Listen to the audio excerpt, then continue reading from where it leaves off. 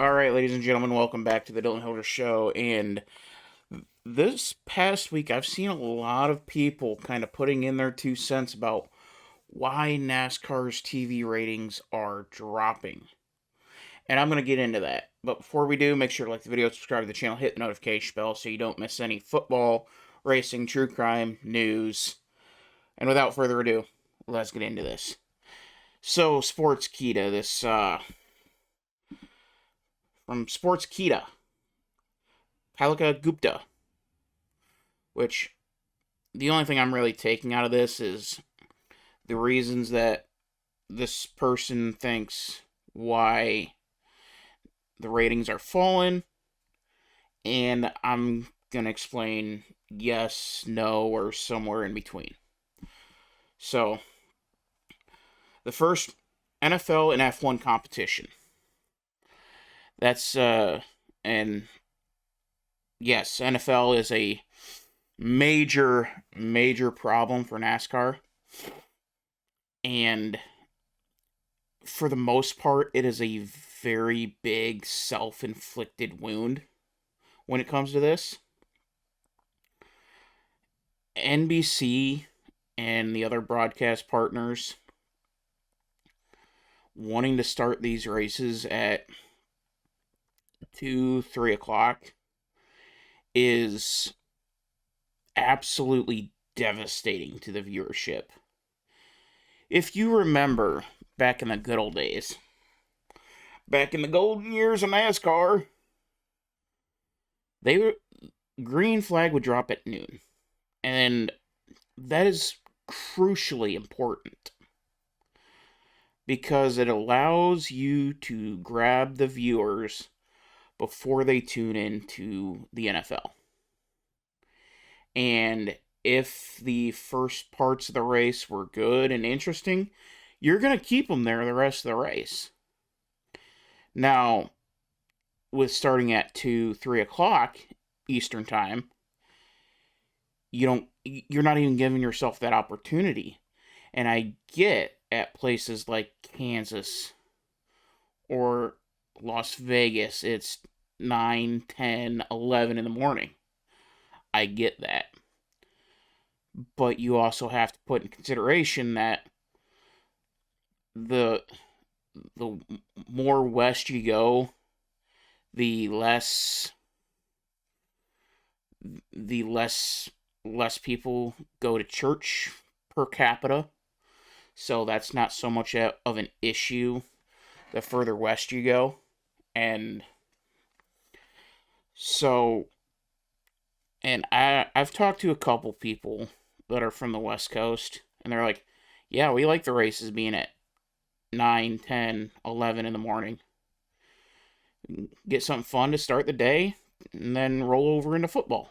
I mean, plain and simple. And I can attest with being an F1 fan, I do enjoy the 9 a.m., 8 a.m., 9 a.m., 10 a.m. start times for F1 races that are in Europe. I enjoy those. It's something fun. It starts off the day fun. I enjoy it. So, yeah, I can personally attest to I would prefer earlier start times, and that's going to help the NASCAR ratings starting earlier. As far as F1 goes, in the key demo, the 18 to 49, it's an absolute killer on NASCAR. F1 being at all crazy times, it they hold an audience no matter what time they're on. Whether it's 9 a.m., 10 a.m., 3 a.m., 1 a.m., they hold an audience. And that's important. People are willing to go out of their way to watch an F1 race. People aren't so willing to do that with NASCAR. And F1, up until we get to the Americas stretch, Brazil, Coda, Vegas, Mexico.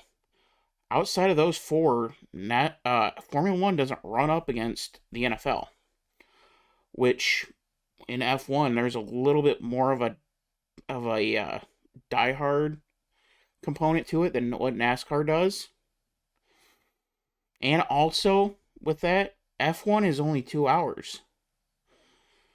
You get an F1 race that starts at 1, a football game that starts at 1, the F1 race is going to be over, and you're going to still have time to watch fourth quarter. So there, you have that component too. Whereas with NASCAR, you're not only starting later than when the 1 o'clock games start, it's going to bleed into the 4:30 games, and you're not even getting that opportunity to get that slight break in between to maybe pull some fans because they're just going to roll over into the next game. So, yeah, I mean, that's a valid point. The playoff format. Ooh, oh yes, this is a major problem. Absolutely. And now the chase, I would be okay with, but I want the full. I want the full season back. I want the full season. I want the actual points to matter. And the biggest thing that this format has done is villainize those underdog wins. Whether it's Josh Berry stealing one in Vegas earlier this year, which it was early enough where people weren't grabbing the pitchforks. But when you look at, let's take a look at some of the underdog wins here. SVG has been villainized to an extent, which not his fault at all. It is not his fault at all. It is completely and totally on NASCAR. They are the ones that have caused it, and it's truly villainized. The underdog wins like SVG. Austin Dillon's wasn't exactly villainized because there's a pretty decent contingent that believes he got screwed by NASCAR, me being one of them. And you can say, oh, you can't do that, blah, blah, blah, blah, blah. I don't care. He got screwed. But you have SVG, Bubba. He didn't really get villainized. He's got his own problems. But gosh, there weren't a whole lot of like true underdog wins this year, which is interesting. But yeah, Harrison Burton last year winning at Daytona. People got up in arms about that. I mean, it's just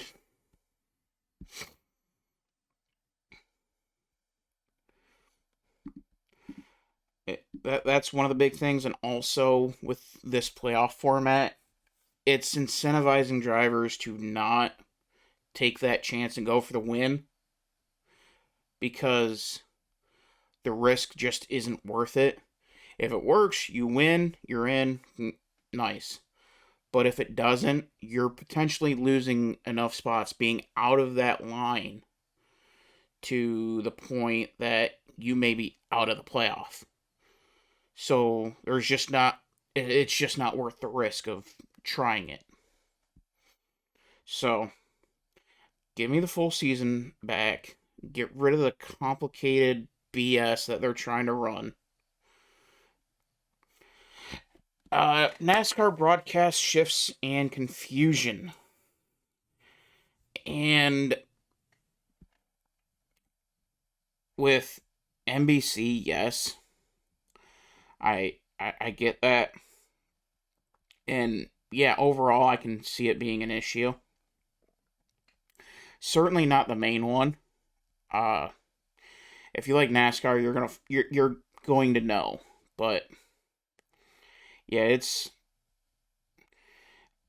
the prime eh, eh, the prime stint, albeit very very good, but the main base, the older crowd was really upset because Lord forbid they try to learn something new.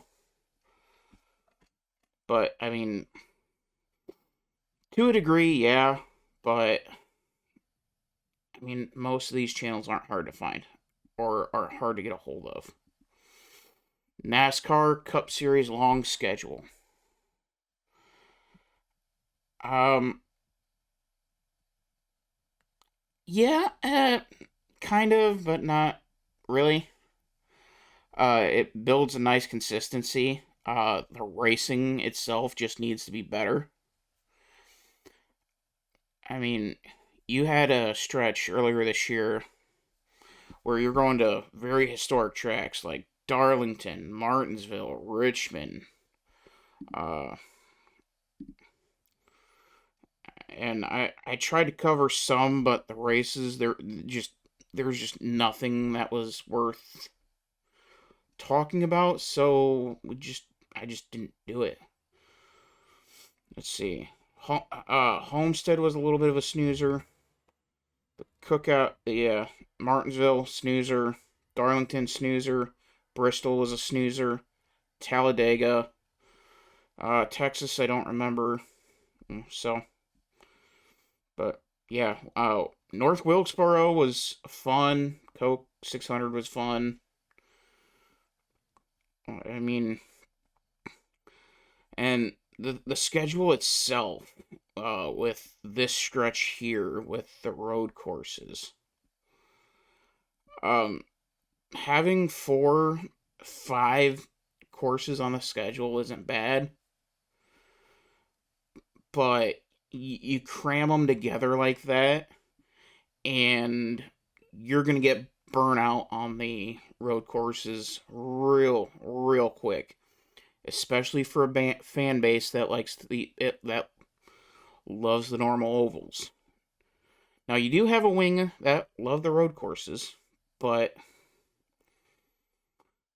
the way that Chicago, especially with the way that Chicago ended, it left a very bad taste in people's mouths with the Cody Ware hit and NASCAR waiting on the caution way too long just to get the race over with.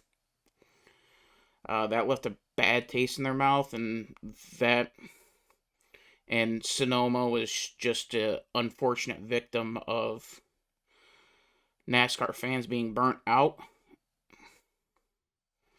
So, but yeah, so is it too long? Not necessarily. The races themselves, some of these are like with Homestead, okay, you can do the 400. Darlington, okay. Talladega, that can be 300 miles. Uh, Texas Motor Speedway just needs to go. Uh, the Coke 600, obviously, that's one that would stay at 600 because that's a part of the feature. Nashville can be 300, Michigan can be 300. Pocono, they were good at 325, 350. Um, but yeah, some of these you can knock 100 miles off and be fine. Like, I think they moved I think the Martinsville race earlier this year. I think they knocked 100 laps off of that. But the schedule itself is okay, but the race length itself, a lot of them can get shortened down. We don't need the test of can a car last 4, 5, 6, or 4 or 500 miles. Like, we're past that point. And then decline in average viewership. That's not really a reason, but yeah.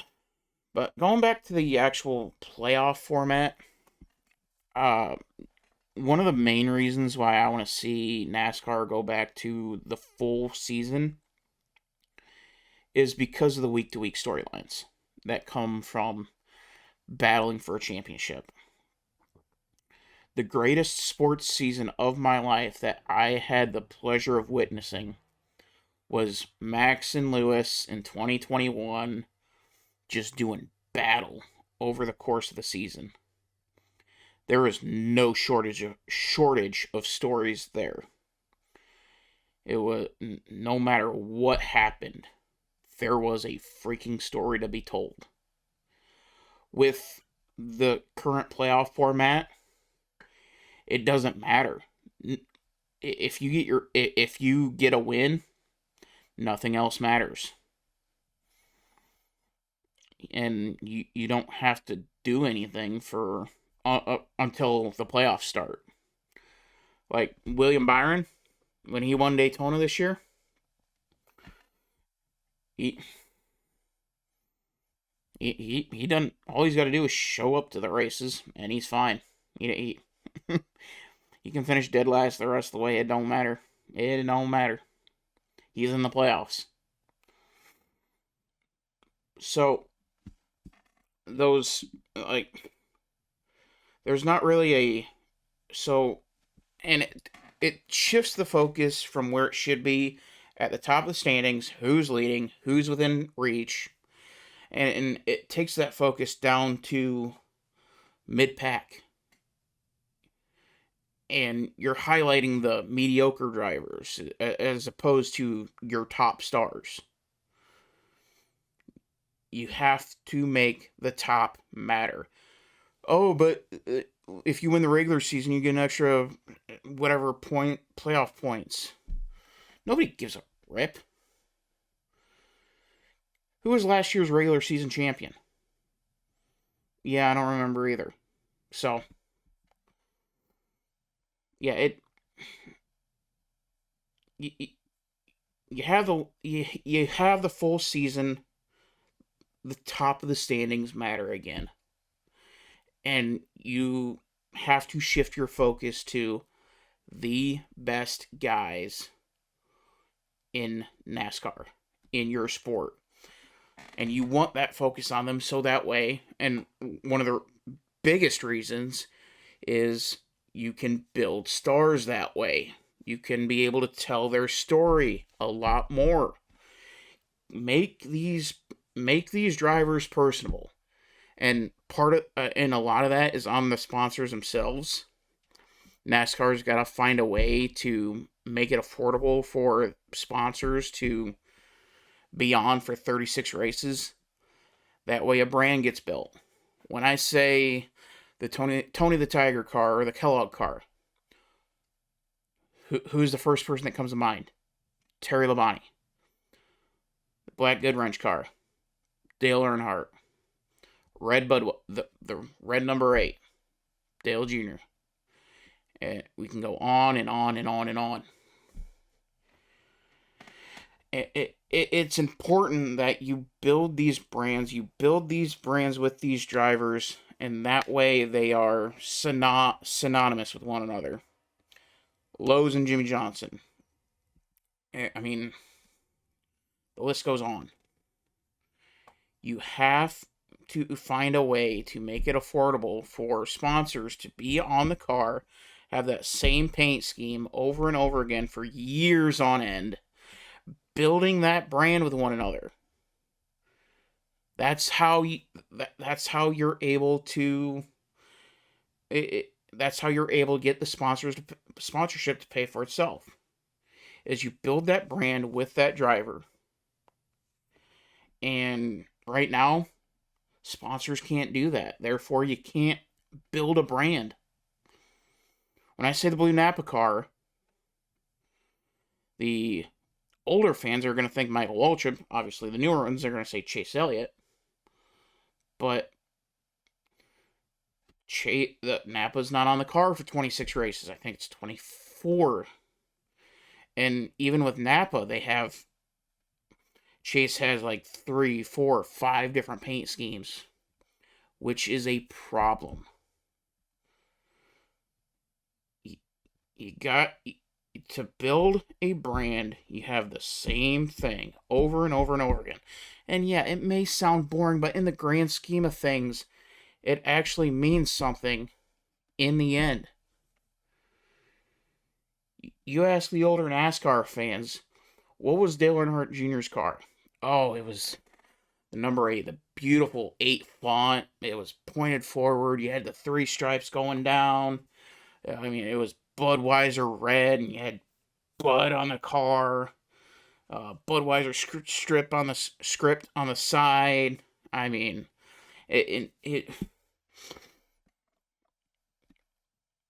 the fans of yesterday would be able to point out every single tiny detail to the cars because they saw it, they loved it each and every single week because it meant something. And nowadays, it doesn't. And then, I'm trying to think of anything else. Um, and yeah, you have, and as far as the drivers themselves go, they have to be relatable. And it's harder now than it was then because drivers nowadays, they're essentially trained from 5, 6, 7 years old to be a race car driver. I mean, it is an incredibly young age. And they're not in the shop. They're not turning a wrench. It's just not that era anymore.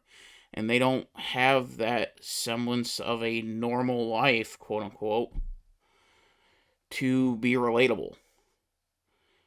Dale Sr. was relatable because he had to win races in order to eat. He went through hard times. And that's why he was so relatable.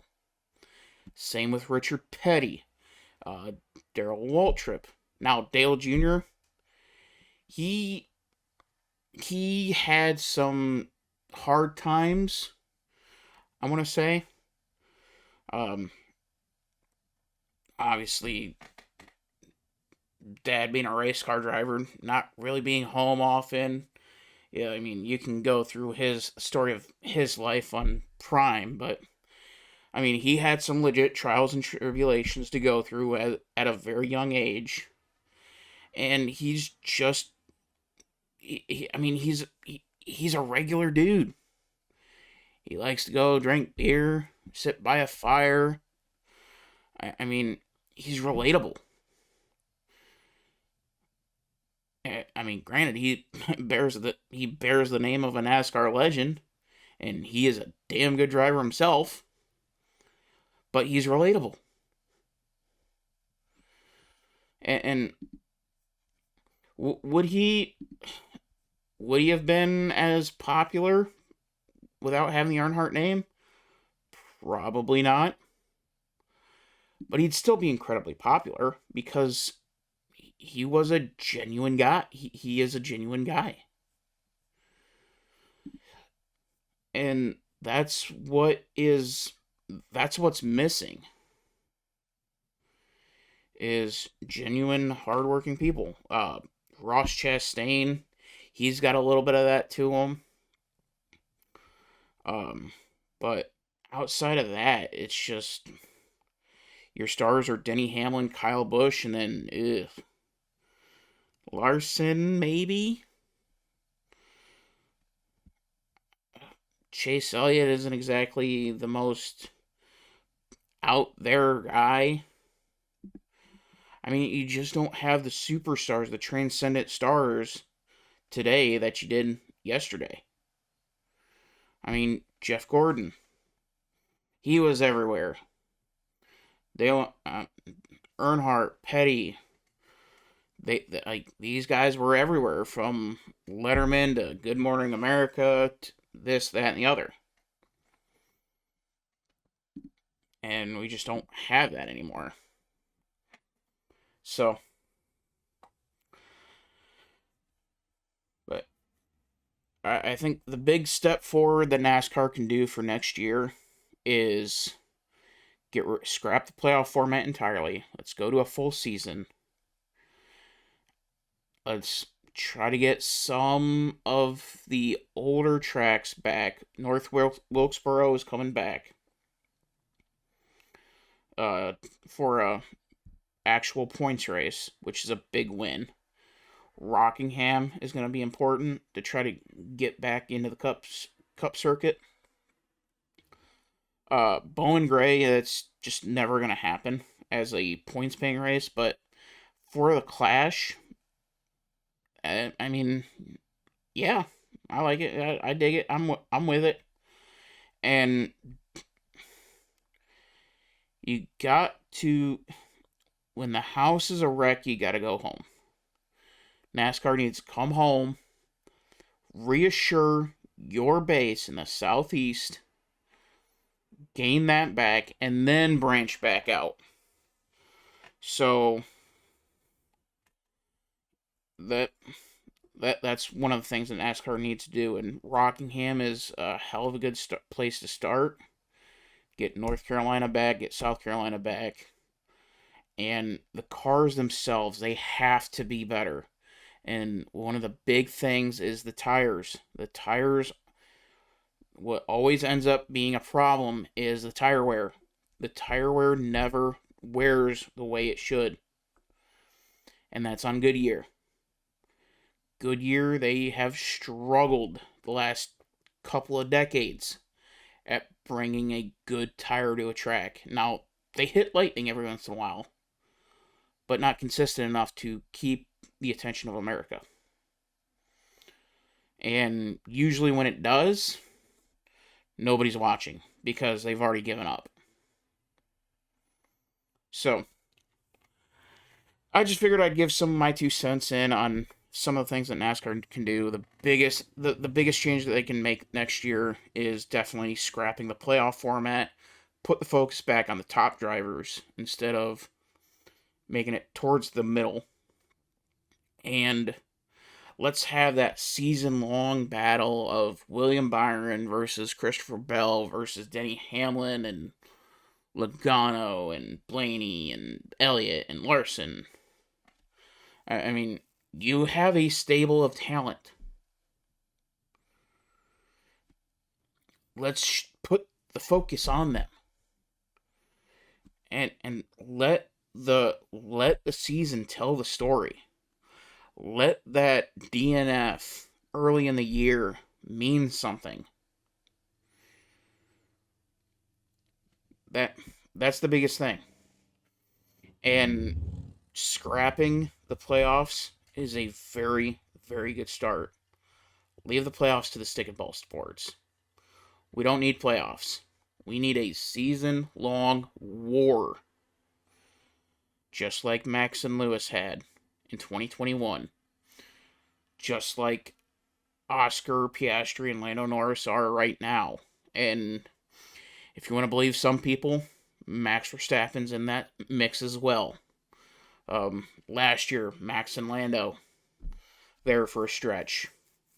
And who knows next year how many drivers are going to be involved in a championship fight with the new regs coming out in 2026. Like, my love for racing has not diminished 1 ounce. But my patience for NASCAR is gone. Steve Phelps and Steve O'Donnell and Elton Sawyer are a big, big issue. It is the main source of my frustration because they are hearing everything that fans are saying that they want, and they are just not delivering. They need to start listening to the fans. And I'm hoping that these horrific TV numbers the rest of the way is that wake up call. Scrap the playoffs. Make the entire season mean something. That is my biggest plea in this video. So, thank you all for watching. This is the Dylan Hilder Show. Make sure to like, subscribe, all that jazz. And we'll see y'all in the next one.